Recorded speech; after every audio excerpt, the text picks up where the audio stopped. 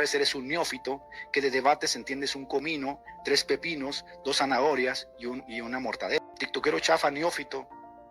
Anatema tú y tu papá. Anatema tú y todos tus cabeza en.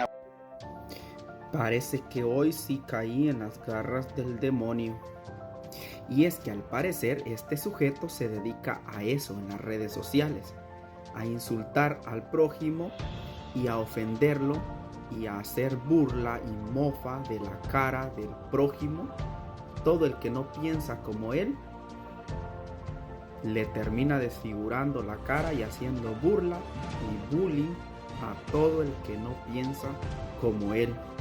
Y pues en ese video donde él me mencionó tan educadamente, tan cariñosamente, con humildad, con piedad, con mansedumbre, como todo cristiano hace, pues mencionó algunos puntos en los cuales yo no estoy de acuerdo o hizo algunas preguntas las cuales yo podría darle respuesta.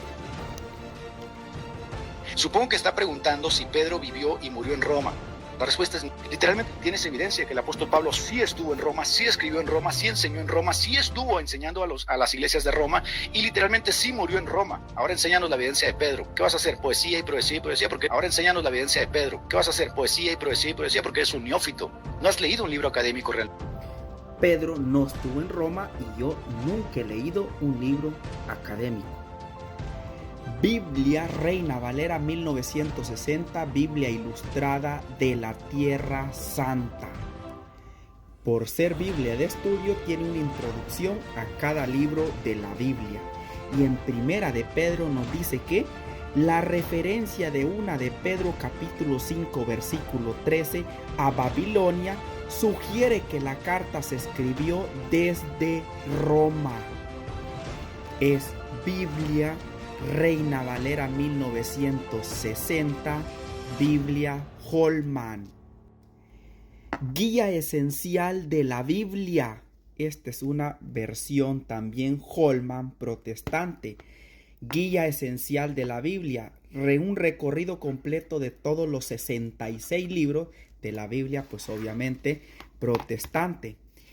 Aquí donde nos habla de Primera de Pedro, nos dice que en la introducción de Primera de Pedro, donde habla del texto clave, el término, la esperanza, el resumen, autor y fecha de la escritura, nos dice, en esta carta Pedro menciona que estaba en Roma, llamada Babilonia, así como el apóstol en Apocalipsis la menciona como Babilonia, a la Roma imperial. Estos son documentos académicos protestantes, B&H y Holman. Y cada Biblia de estudio que yo tengo aquí, que por cierto son como unas 24 Biblias de estudio que tengo, todas en la introducción a la primera carta de Pedro, sugieren y aseguran que cuando Pedro dice que escribe desde Babilonia, está refiriéndose que escribe desde Roma. Espíritu Santo es el que viene y representa a la iglesia. Nosotros no tenemos la necesidad de que un hombre nos represente. Biblia Reina Valera 1960. Segunda de Corintios 5:20. Así que, dice Pablo, somos embajadores en nombre de Cristo. Supongo que no sabes lo que significa la palabra embajadores. Diccionario para los ofensivos de la Real Academia Española. Nos vamos a buscar la palabra embajador. Y nos dice que un embajador o embajadora es una persona con el mayor rango en el servicio diplomático que representa ante otros estados el estado que lo nombra. O sea que se considera representativo de ellos. Embajador significa representante. Entonces aquí Pablo está diciendo que son representantes de Cristo, que es como si Dios rogase por medio de hombres humanos como tú y como yo. O sea, un hombre, un ser humano, sí puede ser representante de Cristo aquí en la tierra. Ese cuentito de que Pedro y San Pedro tienen las llaves del cielo y que no deja entrar y que el rosario son puras barbaridades y odas que ustedes inventan. Que Pedro tiene las llaves del reino de los cielos es un invento. Biblia Reina Valera 1960. Mateo 16, 19, el 17. Entonces le respondió Jesús: Bienaventurado eres Simón, hijo de Jonás. A ti te daré las llaves del reino de los cielos. Y todo lo que atares en la tierra será atado en los cielos, y todo lo que desatares en la tierra será desatado en los cielos. Jesucristo mismo le dio las llaves del reino de los cielos a Pedro. Ni modo que se las diera de adorno y que no las ocupara para nada. Si se las dio es por algo, es porque Pedro las va a usar. ¿Para qué se usan las llaves de las puertas de algún lugar? No es católico romano, porque los concilios, Adolfo, no eran católicos romanos. Esa es otra tontería que tienen en la cabecita muchos evangélicos, ¿De ¿no? qué siglo no eran católicos romanos? Ningún concilio fue católico romano, Adolfo. Pero más o menos de qué siglo, dime, porque tampoco, o sea, Ninguno. No existen los primeros 7 concilios, los primeros 4 que definieron la cristología no eran católicos romanos. Ningún concilio cristiano a través de la historia ha sido católico.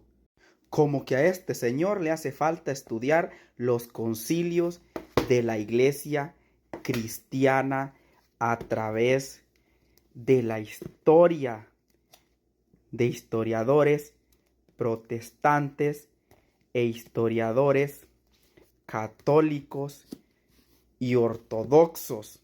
Como podrán ver, tengo más de 8 libros que hablan de los concilios de la iglesia. Incluso hay aquí protestantes, historiadores protestantes. Por ejemplo, aquí en este libro de los sacrosantos concilios generales y particulares, nos dice que según el ceremonial romano debe haber en la sala donde se celebra el concilio general un altar para hacer la misa, y sobre la mesa del altar las reliquias de algún santo. ¿Y cómo se sientan en la sala? El colegio de cardenales, los patriarcas, los primados, los arzobispos, los obispos, los abades, los generales de las órdenes religiosas, que obviamente solo existen en la Iglesia Católica, y los abades son los dirigentes o directores de los monasterios. ¿Qué iglesia protestante tiene monasterios o tiene órdenes religiosas? En este libro donde nos habla del diccionario portátil de los concilios, nos dice que el sexto concilio celebrado de la Iglesia, Concilio General, nos dice que estaba San Máximo, era abad del monasterio de Crisópolis, abad, o sea, dirigente de un monasterio. A su izquierda estaban los legados del Papa. Los legados del Papa fueron los primeros que hablaron. Esto fue en el sexto concilio ecuménico.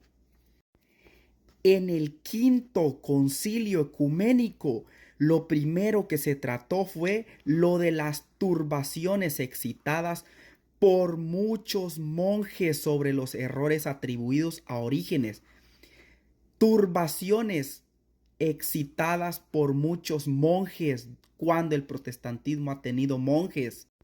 En el séptimo concilio ecuménico se estaba condenando a los iconoclastas, y los que se arrepintieron leyeron una carta donde decían que ya iban a generar, dice que en la que se protestaba recibir con todo género de honor las reliquias de las santas imágenes de Jesucristo, de la Santa Virgen y de los santos, y decía anatema a los iconoclastas. Después de estas lecturas, dicho el concilio que era necesario que las santas imágenes se restituyesen a su lugar según la costumbre y se llevasen en procesión. Esto fue en la cuarta sesión del séptimo concilio ecuménico. Se defendió que Dios hacía milagros a través de las imágenes. Los legados del Papa declararon que la aprobaban.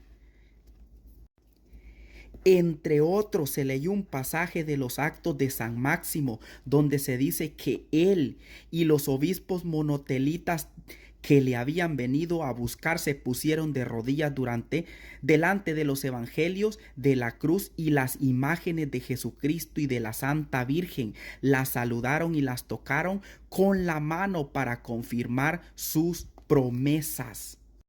Y podría seguir todo el día y toda la noche leyéndote estos 8 libros sobre los concilios ecuménicos de la Iglesia que ustedes, los protestantes históricos, dicen aceptar. Y créeme que ustedes no aceptarían todas las actas y todas las sesiones que se escribieron en estos 7 concilios, porque no eran concilios protestantes. Por ejemplo, en este libro de los 7 concilios ecuménicos de la Iglesia que aún no se dividía, de un autor protestante, es curioso ver que en cada concilio, desde el primero de Nicea del año 325, se menciona al emperador que estaba en turno y al Papa Silvestre que estaba en turno.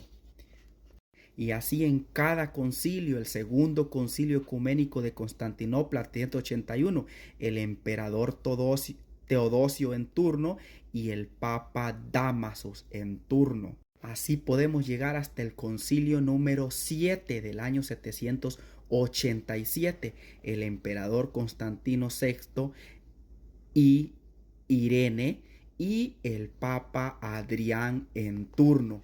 Esto lo dice historiadores protestantes.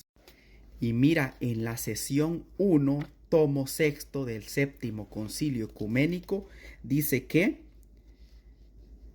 y recibiendo ellos las santas y honorables reliquias con todos los honores, yo las saludo y las venero. Mira, el séptimo concilio ecuménico que tú dices que no fueron católicos. Anatema a todos esos que no saludan las santas y venerables imágenes. Anatema a todos esos que llaman a las santas imágenes ídolos. Anatemas a esos que rechazan la tradición de la Iglesia católica y de los padres. Aquí están todas las actas y las sesiones de los 7 concilios ecuménicos y créeme, no fueron concilios protestantes y es una vil mentira que los protestantes históricos como luteranos, anglicanos, metodistas, bautistas, calvinistas digan que aceptan esos 7 concilios. No han leído las actas ni las sesiones de esos 7 concilios, sino no dirían que los aceptan. Y recuerda que si te gustó este video no olvides darle me gusta y comentar, pero sobre todo seguirme para que podamos seguir aprendiendo juntos. Saludos y hasta la próxima.